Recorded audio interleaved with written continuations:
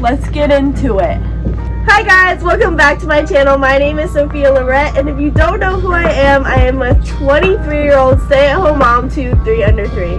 Today we're going to be discussing 5 reasons I think that the public school system is flawed. I am super excited to film this video.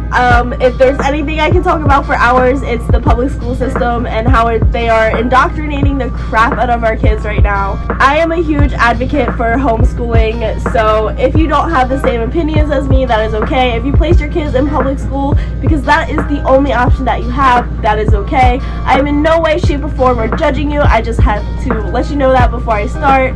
It is a huge thing on the internet now for people to get offended by other people's opinions, which is just mind-boggling to me. Everybody is entitled to their own opinions, and it's really not that deep. This is the internet, it's not real life.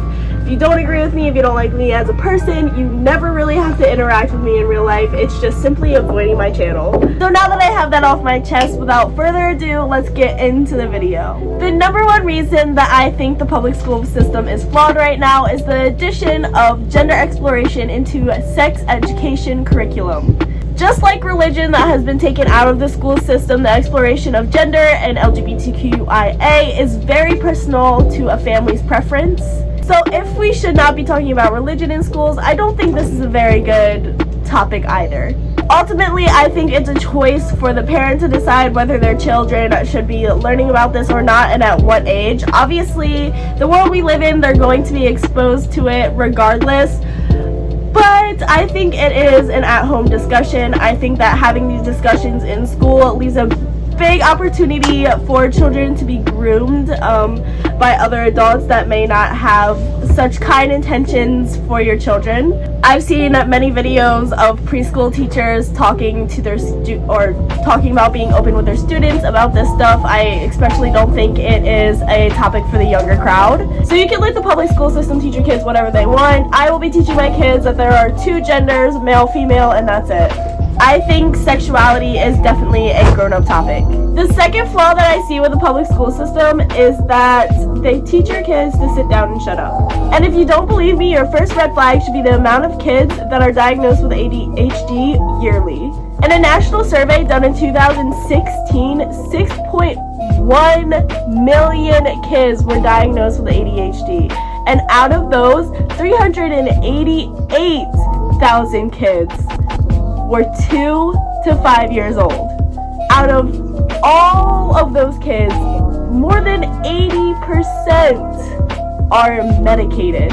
A large amount of the referrals that are even given to parents to go see doctors about ADHD are given from their teachers. Just because little Jimmy can't sit down in his seat for a long period of time, they are saying your child has a problem. However, realistically, that child is only 2 years old and their attention span is only 2 minutes long. To ask that child to sit in their seat still and be quiet all day long is just asking too much. Children are not meant to sit behind desks all day long.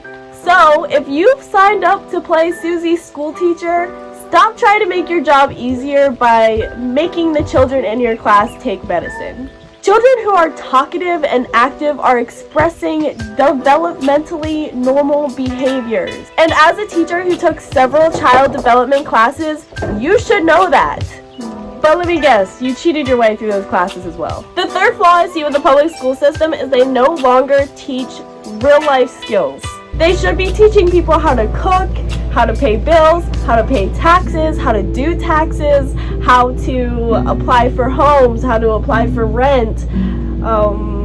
I don't know, it's just stuff like that. Without teaching them these simple life skills, we are pretty much setting them up for failure as soon as they graduate high school. So, the public school system takes 17 years of your life, pumps you with mostly useless information, doesn't make sure that you've mastered core skills, and then just sends you into the real life and says, figure it out. They tell you to have dreams, aspirations without showing you how to get there. They tell you to pick a career and imagine what you want your life to be like, but no clear path on how to get there. So what happens is most people just go get right behind a desk because Their dreams and aspirations that they once had feel so unattainable because they have no clue how to get there, that they just give up and survive. Real life becomes very stressful for a lot of people because the public school system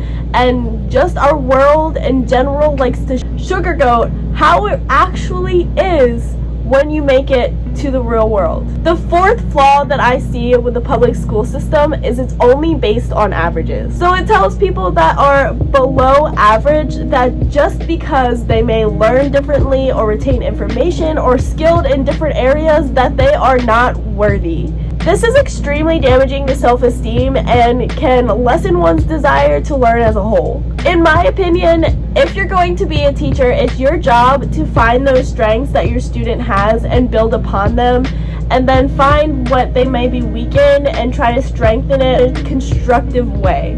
Not by telling somebody they are just less than average, or in other words, stupid. We should not be faulting kids just because they do not learn the average way. And in my opinion, the average is really just set up so that school districts can meet that average to then make more money. So really they're just trying to get their kids to reach the highest test scores so they can make the greatest amount of money. And if you haven't already caught on to the trend, most government run things in our country are for money. And last but not least, the fifth flaw that I see with the public school system is that they teach privilege.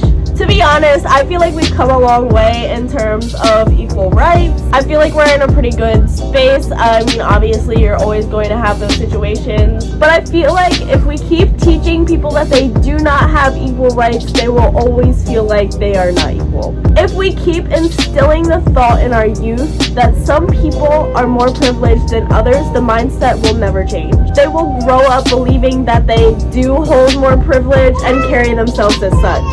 It's just another way of indoctrinating our kids so that the next generation stays separated because together we become too powerful. Anyways, thank you guys so much for watching my video. These are the 5 flaws that I find within the public school system. Again, this is a topic that always excites me. I'm a huge homeschool advocate and I cannot wait to dive more into homeschooling. My oldest is still only 3, so we haven't fully started homeschooling, just little bits here and there, but I always have fun when I'm doing it. Make sure you check out my other social medias. They will be linked down below. I have Instagram and TikTok in addition to YouTube. As always, make sure you hit that thumbs up button so I know that you enjoyed my video. Make sure you hit that subscribe button to see more content like this from me, and I will see you guys in my next video. Bye!